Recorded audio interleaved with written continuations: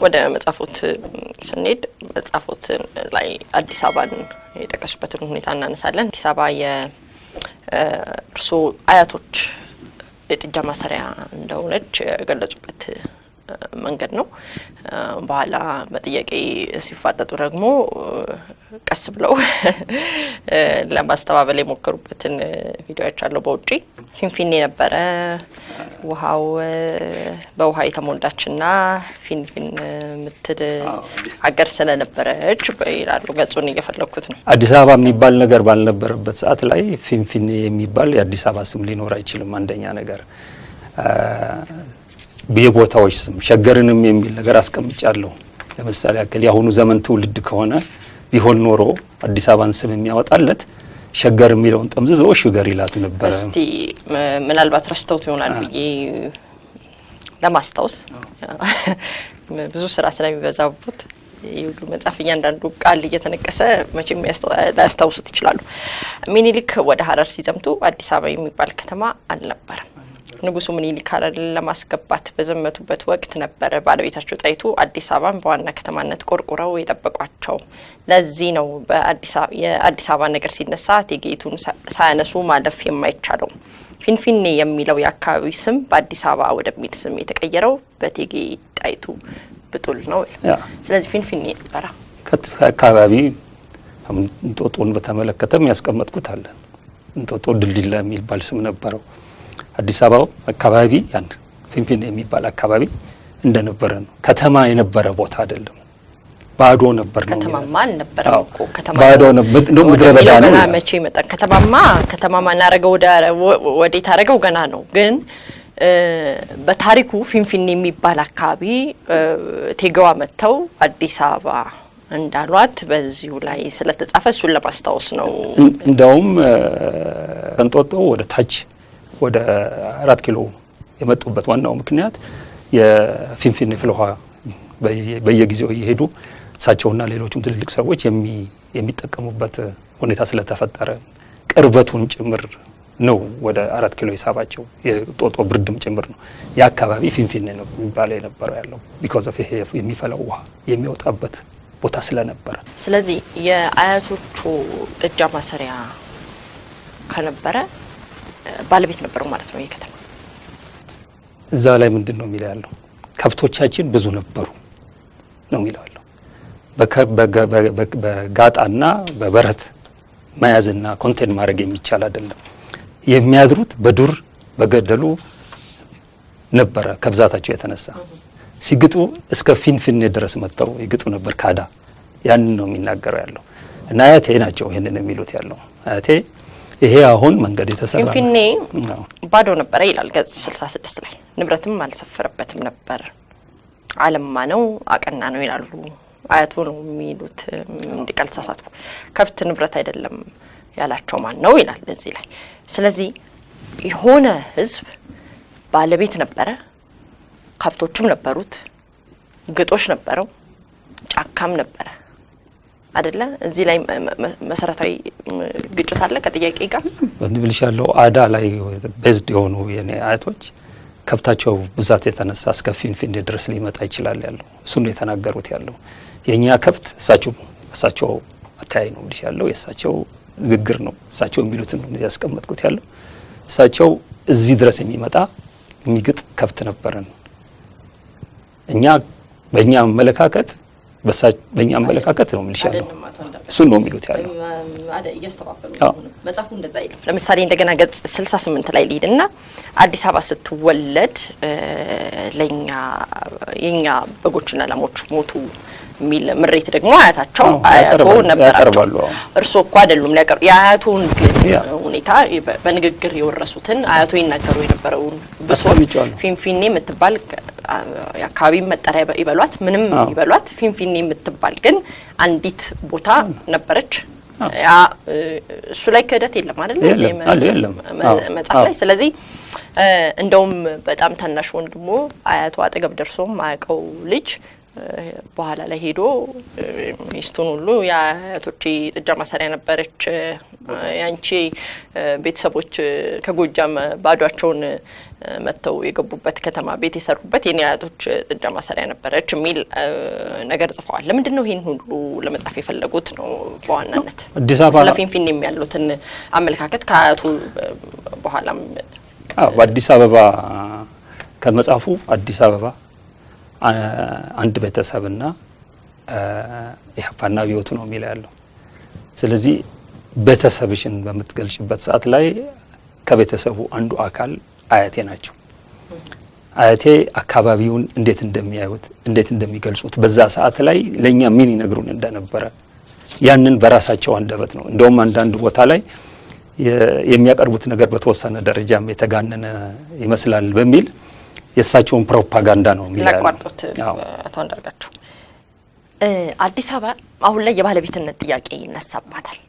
እርሶም አስረግጠው በመጻፉ የተናገሩት ከአያቶም ሰሙ ምንም አሉ መጻፉት ላይ የጻፉት ከሌላ መጻፍቶች ማመሳክረው አዲስ አበባ የምትባል አገር እንዳልነበረች ፊንፊኔ የሚባል መጠሪያ የነበራት ቦታ ቴጌዋ ለውሃና ለእንጨት ፈልገው ስለነበረ የያዙት። ከዛ በኋላ የእርሶን አያቶች እንደተፈናቀሉ ነው የሚያምኑት። ይሄንን አይደለ መጻፉ ላይ ነው ተሳስቻለሁ።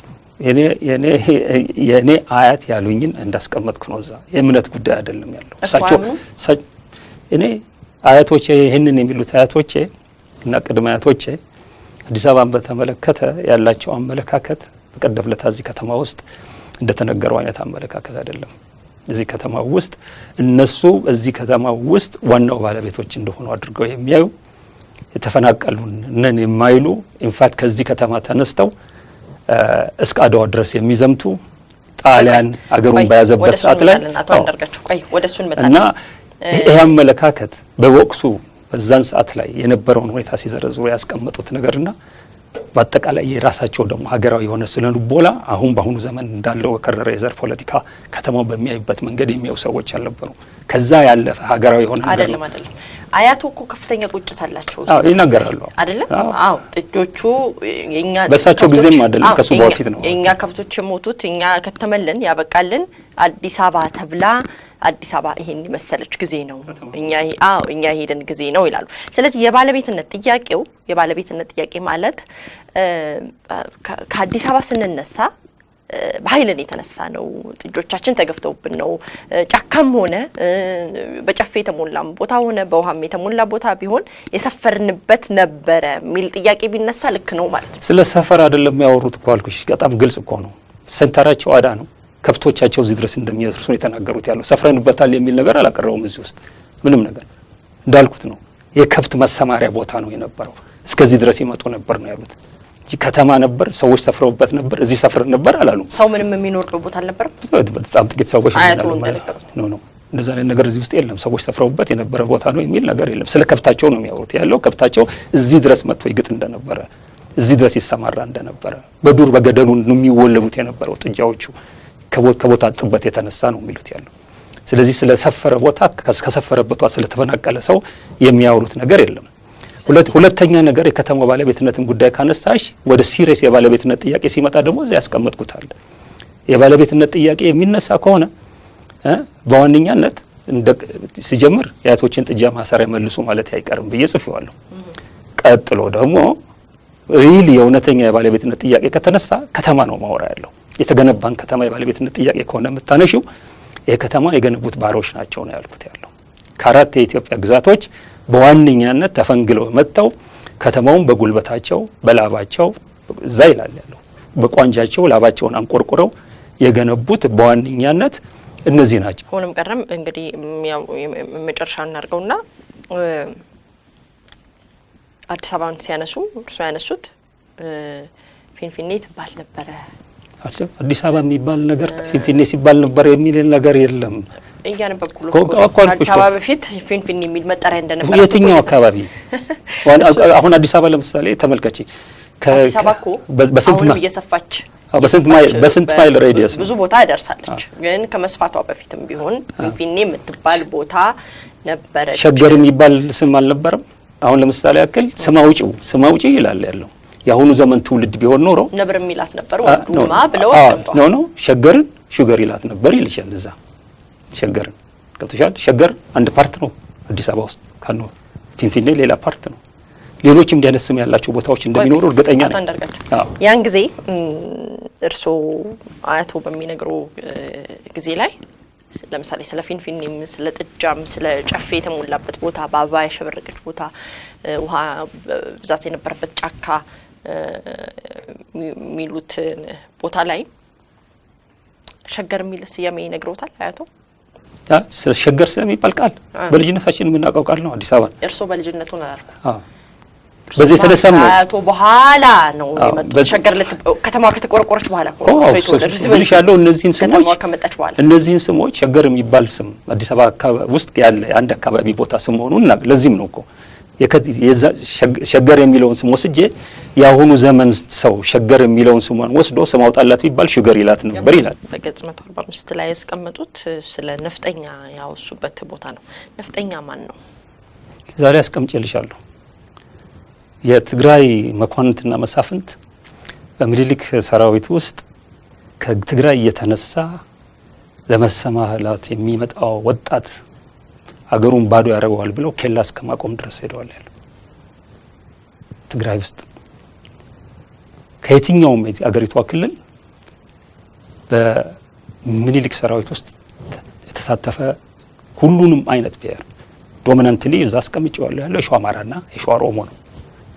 በተለያዩ አቅጣጫዎች ይቺ ዘመናዊ የምንላትን ኢትዮጵያ ከውጭ ጠላት ተከራክሎ ውስጥ ያሉትን ማስገብሮ አገር እንደ አገር ያቆመው ያለው ነፍጠኛ ማለት ይሄ ነው፣ ሌላ ነገር አይደለም። ነገር ግን ይሄን ሲጽፉ ነፍጠኛ ነኝ የሚል ደግሞ ሰው እንዳለ ዘንግተዋል። እኔ ነፍጠኛ ነኝ የሚል አሁን የሆነ ያለው ነገር በአሁኑ ጊዜ በሌላ መንገድ መምጣት ስትጀምሪ ገብቶሻል። ከነፍጠኛ ስርዓት ጋር ያለውን ኔጌቲቭ የሆነ ነገር አሳዛኝ የሆነ ነገር በሙሉ ክዶ ነፍጠኝነትን በሙሉ ብፁዕና ቅዱስ እንዳደረገ የሚመለከት ትውልድ መፍጠር ትችያለሽ ያለው እዚህ መጽሐፍ ላይ እንደውም ከፈትሽው ፔጅ ላይ ያሳያል ያለው ሐረር ውስጥ የነበረ የግብር አይነት ምን እንደሚመስል።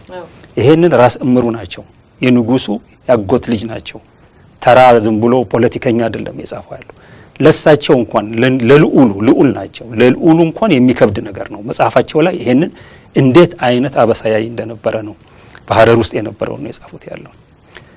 ይሄንን አይነት ነገር ነው የነበረው ያለው በሐረር ውስጥ የነበረው ስርዓት። አሁን የጠቀስሽውን አይነት ብዝበዛ፣ እርገጣ፣ አፈና፣ ግርፋት የነበረበት ነው። ያ አልነበረም ብሎ የሚከራከር ካለ የራሱ ጉዳይ። ግን እኛ እኮ ስናምጽ መሬት ላራሹ በምንልበት ሰዓት ላይ ዝም ብሎ ተራ ማመጽ አይደለም ያለው። ጭሰኛው እንደ ሰው የማይታይበት ነው። ጌቶች ባለፉ ቁጥር መሬት ላይ የተኛ ግራቸውን የሚስምበት ነው። የሱን መሬት አርሶ ለጌቶቹ የሚያካፍለው እህል ብቻ አይደለም ያለው። እዚህ ላይ በዝርዝር ሄደውበታል እሳቸው። በክንድ ተለክቶ እንጨት ማቅረብ አለበት በወር በየቤቱ የጌቶችን እህል የሚፈጭበት ነገር ተሰፍሮ ይሰጠዋል ያለው። ዝርዝሩም በአት ነው የሚደርስበት አበሳና ብዝበዛ ከባርነት ልዩነት የሌለው ነገር። ያንን ፋክት ዛሬ የተካረረ የተለያዩ የፖለቲካ ውስጥ ነገር ውስጥ በመግባታችን የምንክደው አይደለም። ባርነት የነበረበት ሀገር ነው። አስከፊ የሆነ ጭሰኝነት ያለበት ሀገር ነው። መልካም እንግዲህ በአንድ ንግግሮት ወደ መጽሐፉ እንደገና መለሳለሁ። በዛው ትንሽ እንዳላደክሞት ብዬ ነው ንግግሮቹንም አብረን እንቀላቅላቸው። እንግዲህ ባለፈው ንግግሮትን እንደሰማሁት በተለይ በውጭ ሀገር ላይ ነው ብዙ በርካታ ንግግሮችን ያደረጉት። ከስር በኋላ አማራ የሚባል ነገር የለም፣ አማርኛ የሚባል ቋንቋ ነው ያለው። አማርኛ ቋንቋ ደግሞ ከግዕዝና ከትግርኛ አብሮ ተዋልዶ የወታደር ቋንቋ የነበረ ነው ብለዋል። ምን ለማለት ፈልገው ነው? አማራ ነኝ የሚል ብሔርና አማርኛ የኔ ነው የሚል ሰው እንዳለ ጠፍቶት ነው እንደሚሉት? ፋክት ነው ማወራ ያለው። በጎሳ ደረጃ ነው ያነሳውት ያለው። አማራ የሚባል ማህበረሰብ አመጣጡን ነው ያስቀመጥኩት ያለው። ሁለት አይነት አመጣጥ አለ በኢትዮጵያ ውስጥ ከቋንቋ ጋር የተያያዘ ከጎሳዎች ጋር የተያያዘ። ኦሮምኛ ቋንቋ ኦሮሞ ከሚባል ማህበረሰብ ጋር ተያይዞ የመጣ ነገር ነው። ኦሮሞ ከሚባል ነገድ ጎሳ ጋር ያደገ ነው። ሲጀምር ምናምን ነገር ወደ ኋላ ታሪክ ሄደሽ ስትመለከቺ ቁጥሩ ምን ያህል ይሆናል ለሆነ አታቂም። ግን ከትንሽ ወደ ትልቅ እያደገ እየሰፋ ሲመጣ ቋንቋም እያደገ ነው። ትግርኛም እንደዛው ነው። ሌሎችም ተመሳሳይ በሆነ መንገድ ከጎሳው የመነጩ ቋንቋዎች አሉ። ከጎሳው የመነጩ ቋንቋዎች ብዙዎቹ ከምባታኛ፣ ሀዲያ እንደዚህ ሊሆን ይችላሉ። አማርኛ ላይ ግን ችግር አለ።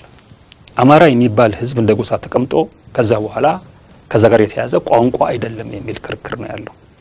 አማርኛ እንደ ሊንጓ ፍራንካ እንደ መግባቢያ ቋንቋ የተለያየ ቋንቋ ተናጋሪዎችን የጋራ ቋንቋ ለመፍጠር ሲባል የተፈጠረ ቋንቋ ነው። ይሄ አንዱ እኔ ያስቀመጥኩት ትርክት ነው። ሌላ እንግዲህ ከጎሳ ደረጃ አድርጎ የመጣ የሚል ትርክት ያላቸው ያስቀምጡ። እስካሁን ድረስ መረጃው የሚያሳየው ያለው የሰራዊት የቤተ መንግስት የሰራዊት ቋንቋ ሆኖ የመጣ ነው። የአፄ ዮሐንስ ቋንቋ ነው። ትግርኛ ተናጋሪዎቹ የቤተ መንግስት ቋንቋቸው ይሄን ነበር የሚያደርጉት የነበረው። የሆነው ይሄንን ነው። በተለያየ ጊዜ የአክሱም ነገስታት ያስገበሯቸውን ህዝቦች በሰራዊትነት እየመለመሉ እስከ አረቢያ ድረስ ወደ ደቡብ እስከ መጨረሻው የሄዱበት ዳር ድረስ ያሰማሯቸውን ሰራዊቶች በጋራ የሚግባቡበት ቋንቋ በጠፋበት ሰዓት ላይ ለጋራ መግባቢያ ቋንቋነት አማርኛ የሚባል ቋንቋ መጣ ነው። ይህ አማርኛ የሚባል ቋንቋ ሞር በተነገረ ቁጥር ከነዚህ የተለያዩ ብሔረሰቦች ዋቴቨር ጎሳዎች የመጡትን ኃይሎች የአማርኛ ተናጋሪ ማህበረሰብ ፈጠረን። ይሄ የአማርኛ ተናጋሪ ማህበረሰብ አማራ የሚባል ከሆነ ትክክል፣ ግን በጎሳ ደረጃ የመጣ አማራ የሚባል ጎሳ የለም ነው የኔ ክርክር።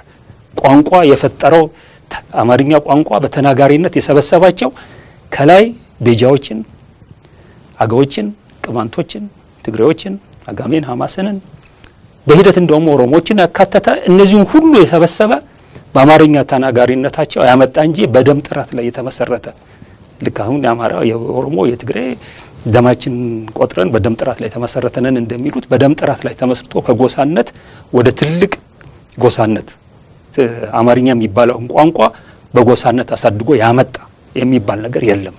አማርኛ ተናጋሪ የሆነ ራሱን በአማርኛ ተናጋሪነቱ አማራ አድርጎ የሚያይ ሰው ካለ እሱ መብቱ ነው። አለም አማርኛ ተናጋሪ ማህበረሰብ አለ እዚህ ሀገር ላይ ክልል ተበጅቶለታል ያለው። ግን ባክግራውንዱ ምንድነው ነው የዚህ የኔ ውይይት ይሄድ ላይ ነው የሚያመለክተው። ከዛ ጋር አያይዞ ደግሞ የሚያስቀምጠው ነገር በዚህ የተነሳ አማርኛ በመሰረቱ የአንድ ጎሳ ቋንቋ ሳይሆን የተለያዩ ጎሳዎች እርስ በርስ የሚግባቡበት ቋንቋ በመሆኑ የተነሳ ገና ሲጀምር ኢትዮጵያዊ ቋንቋ ሆኖ ነው የጀመረው። የአንድ ጎሳ ቋንቋ ሆኖ አልጀመረም ነው የኔ ክርክር። ይሄን ቋንቋ የአንድ ጎሳ ቋንቋ ማረግም ወይ የአንድ ጎሳ ቋንቋ ተጫነብን የሚሉ ሌሎችም ብሔሮች በስነ ስርዓት መርምሩት። የአንድ ጎሳ ቋንቋ አልነበረም ይሄ ቋንቋ ነው።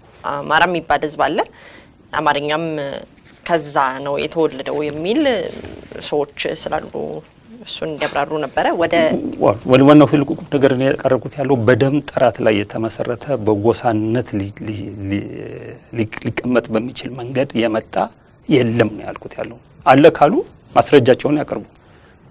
እኔ ግን አማርኛ ተናጋሪው የዚህ ቅድ የጠቀስኳቸው የተለያዩ ጎሳዎች በሙሉ ደማቸውን አንድ ላይ ቀላቅለው ቋንቋውን በመግባቢያነት ፈጥረው እያደገ በተጠቃሚነት በመሄድ የመጣ ማህበረሰብ ነው እኔ ያልኩት ይሄንን። መልካም። እስቲ ወደ ኢትዮጵያ ፖለቲካ እንሂድ። ተመልሼ እንደገና ወደ መጻፉ መጣለው። ባንድ በጻፉት ጽሁፍ እንዳየሁት የክልሎችን መፈርጠም የክልሎች ጡንቻ ማውጣትን አስተው ለአገረ መንግስቱም ስጋት እንደሚሆንበት ጽፏል። እስቲ ለተመልካቾች በዛው እንዲያብራሩንም ድኑን እንስጦት። በሁለተኛ ደግሞ በዚሁ አስታኬ ደግሞ የአገሪቱን የመዳን ሁኔታ የመትረፍ ሁኔታን በዛው እንዲነግሩኝ በተደጋጋሚ ስጋት ባዘለው ንግግሩ ነው የታወቁት። ይሄን አንድ አመት ላይ በጣም ከፍተኛ ስጋት እንዳሉት ረዳለው ከንግግሮቹ። እስቲ በመጀመሪያ የክልሎች ጉልበተኛ መሆን አገረ መንግስቱን አዳክሟል። እንግዲህ ይሄ መንግስት ከሚተችበት ዋነኛው ነገር ደካማ መልሶች ነው የሚሰጠው ለድርጊቶች ሲፈጸሙ የሚመልስበት እንደውም እስካለ መመለስ እስከ ጥርሳቸው የሚታጠቁበትን ሁኔታ ነው ይፈጠረላቸው ያለው።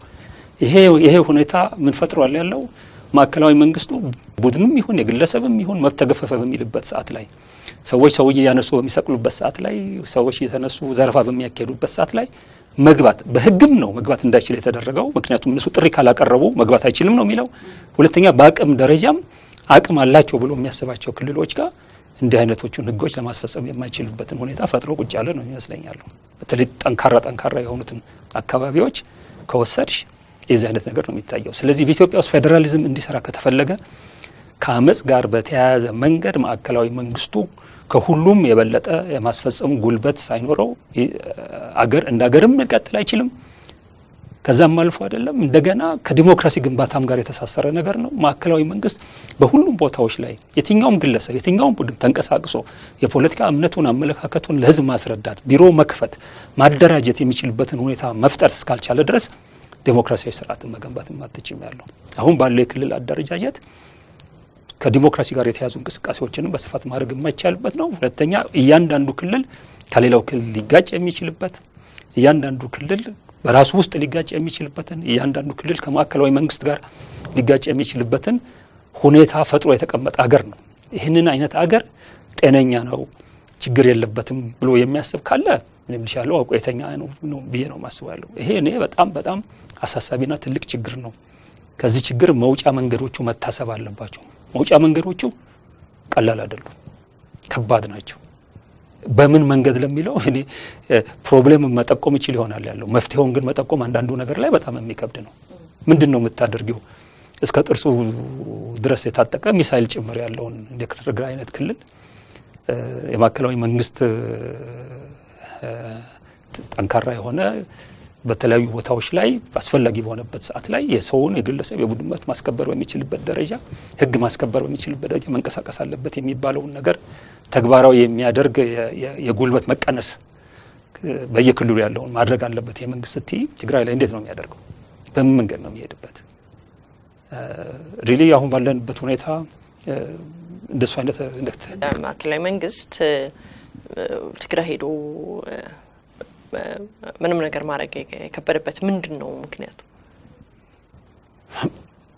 እንግዲህ እኔ እስከማየው ድረስ ምልሻለሁ ማዕከላዊ መንግስት መጥሪያ ያቀረበባቸው ፍርድ ቤት ቀርበው ምላሽ መስጠት አለባቸው የሚባሉ ሰዎች ቲሸርት እየተሰራላቸው ዘፈን እየተዘፈነላቸው ሂሮ ተደርገው እየታዩ ያለበት ሁኔታ ተፈጥሯል ያለው ታዲያ የህዝቡ ችግር አይደለም ማለት በኖርማል ደረጃ ኖርማል በሆነ ደረጃ የዚህ አይነት እንቅስቃሴም ከመፈጠሩ በፊት አንድ ወንጀለኛ ነው ሁለት ፖሊስ ምናምን ናት ይዋለሽ በተወሰነ ጊዜ አልመጣም ካለ ሁለት ፖሊስ ልከሽ ከቤቱ የምትመጭበት ሁኔታ ውስጥ ነው ያለው። እዛ ያለው ስርዓት ይሄን ሰው የሚከላከል በመሆኑ የተነሳ ይመስለኛል ያለው መምጣት ያልተቻለበት ምክንያት ማምጣት በፍላጎቱ ካልመጣ በህግ አኳያ ማስመጣት ያልቻልሽበት ምክንያት ይህንን ለማድረግ የምትችልበት ሁኔታ ያለ ስላልሆነ ነው ብዬ ነው ማስበው እንጂ ሌላ ምንም ምክንያት ይኖራል ብዬ አላስብም። እኔ እንዴ አቶ አንዳርጋቸው ለምሳሌ እርሶ በቀደሙ ኢህአዴግ ጊዜ ተይዘው ሲመጡ ትልቅ ተቃውሞ ተነስቶ ነበር በመንግስት ላይ በጣም ብዙ እንቅስቃሴዎች በጣም ትልልቅ ካምፔኖች ሲደረጉ ነበር። እንደዛም ሆኖ ማዕከላዊ መንግስቱ ጆሮ ዳባ በልበስ ብሎ ስራውን ሲሰራ ነበር።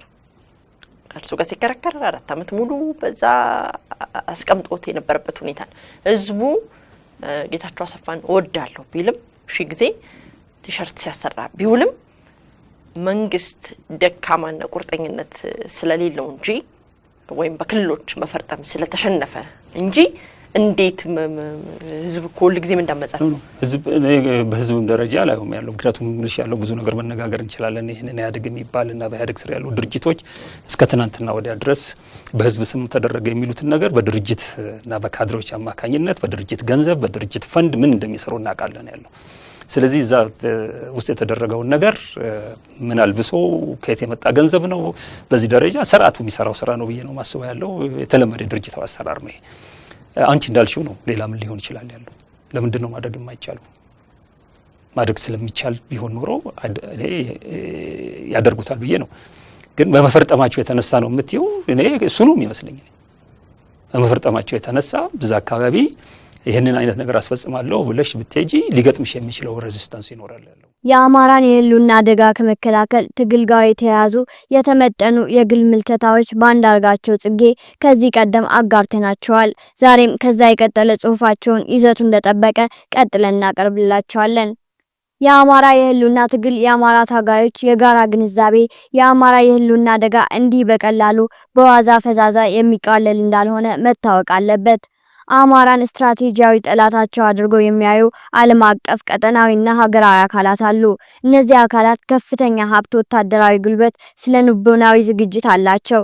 የአማራ ህዝብ ትግል ይመለከተኛል የሚል ማንኛውም አካል እነዚህ አካላት እነማን ናቸው የሚለውን ጠንቅቆ ማወቅ ይኖርበታል። ማወቅ ማለት ግን በሚዲያ የመናገር ወይም ጽሁፍ ጽፎ ማሰራጨት የሚችልበት አጋጣሚ በተፈጠረ ቁጥር ነጋ ጠባ የአማራ ጠላቶች እነዚህ ናቸው እያሉ ማንቧረቅ ማለት አይደለም።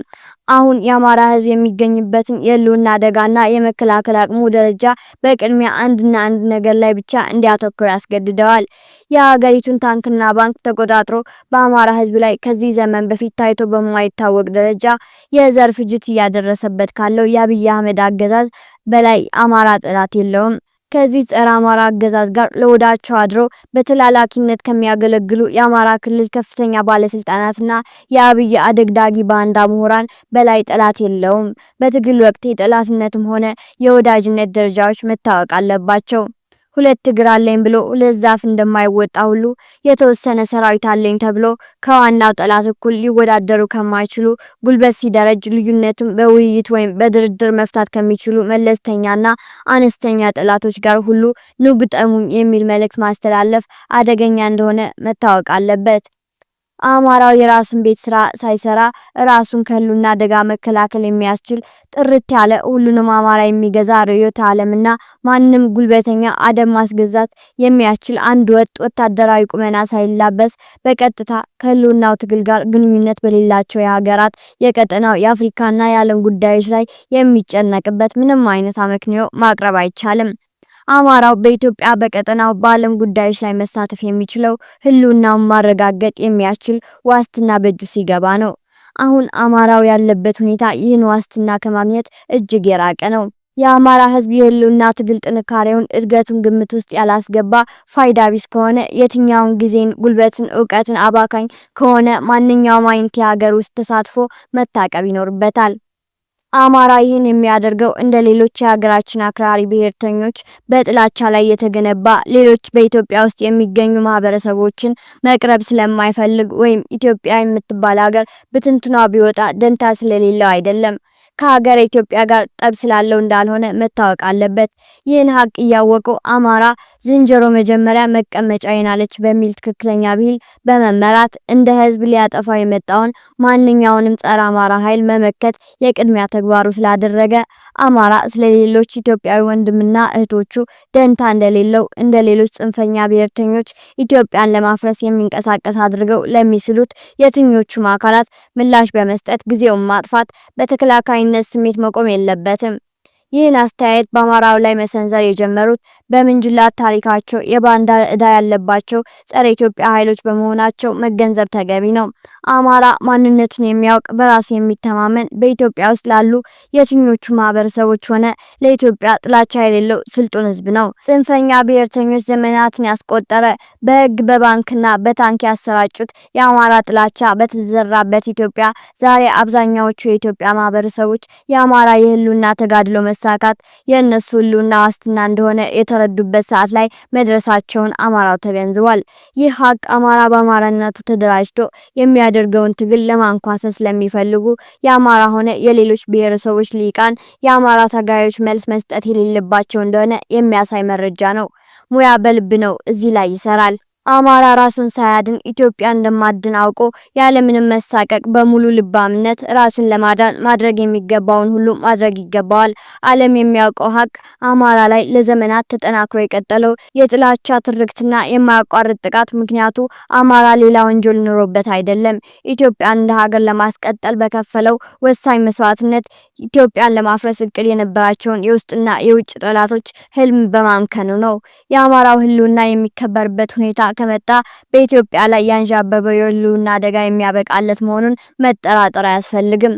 ፀሐይ የሞቀው ሀቅ ዛሬ ኢትዮጵያ ለምትገኝበት ትልቅ ምስቅልቅል ዋናው ምክንያት ከዚህ ምስቅልቅል በዋነኝነት ሊታደጋት ይችል የነበረው የአማራ ህዝብና ልሂቅ ጸረ ኢትዮጵያና ጸረ አማራ ኃይሎች በሰሩት የሚያስገርም የፖለቲካ ሰርጀሪ በሀገሪቱ ፖለቲካዊ፣ ኢኮኖሚያዊ፣ ማህበራዊ፣ ወታደራዊና ዲፕሎማሲያዊ ህይወት ውስጥ ሚና እንዳይኖረው መደረጉ ነው። ሁለንተናዊ አቅሙ እንዲቀጭጭ የተሰረበት በመሆኑ ነው። በዚህ ልዩ የፖለቲካ ቀዶ ጥገና አማራው እንኳን ለሀገር ለራሱ መቆም እንደማይችል ማድረጋቸው ነው። ትልቁ ጥያቄ እንደ ህዝብ እንዲቀጭጭ የተደረገ ህዝብ እንደ ህዝብ ወደ ትንሳኤ የሚወስደው ትክክለኛና ፈጣን መንገድ የትኛው እንደሆነ መለየት ነው። እውን ይህ መንገድ ዘረኞች በባንክና ታንኩን ተቆጣጥረው ባለፉት 35 ዓመታት ለሀገራዊ የፖለቲካ አደረጃጀትና እንቅስቃሴ ግጥም አድርገው የዘጉትን የፖለቲካ ምህዳር እንዳልተዘጋ እያስመሰሉ ዛሬም እርባና የሌላቸውን ሀገራዊ ፓርቲዎች እናጠናክር ወይም እንደ አዲስ እንፍጠር የሚል ጥሪ ማድመጥ ነው። እስከ ዛሬ ሲደረግ እንደነበረው በስም ኢትዮጵያዊ በአባላት ይዘታቸው በአማራ የተሞሉ ድርጅቶች እየፈጠሩ በየትኛውን ክልል እንደ ልብ ተንቀሳቅሶ አባል መመልመል ቢሮ መክፈት በማይቻልበት ሁኔታ መባዘን ነው መፍትሄው። ይህ አካሄድ ከወያኔ ዘመን ጀምሮ በአማራ ህዝብ ላይ የተፈጸመው ግፍ ማስቆም ያልቻለ አካሄድ ነው። ከወያኔ ከስልጣን መገለል በኋላ በመጣውና ከወያኔ ዘመን የባሰውን እጅግ አሰቃቂ የአማራ ህዝብ ፍጅት፣ መፈናቀል፣ በገፍ መታሰር፣ መዋረድ ማስቀረት ያልቻለ ነው። ዛሬስ የአማራ ህጻናትና አረጋውያንን በድሮን እንዳይጨፈጭፉ ማድረግ ችሏል ወይ? እነዚህ ሀገራዊ ድርጅቶች መግለጫ ከማውጣት አልፎ ለአማራው ምን ፈየዱ? እንደ ኢዜማ አይነቶቹ በአማራ ህዝብ ደምና አጥንት ላይ ህልውናቸውን የመሰረቱ የፖለቲካ ድርጅቶች ከአብይ አገዛዝ ጋር ተደምረው አማራውን የሚጨፈጭፍ ህግ አብይ ሲያወጣ የድጋፍ ድምጻቸውን አልሰጡም?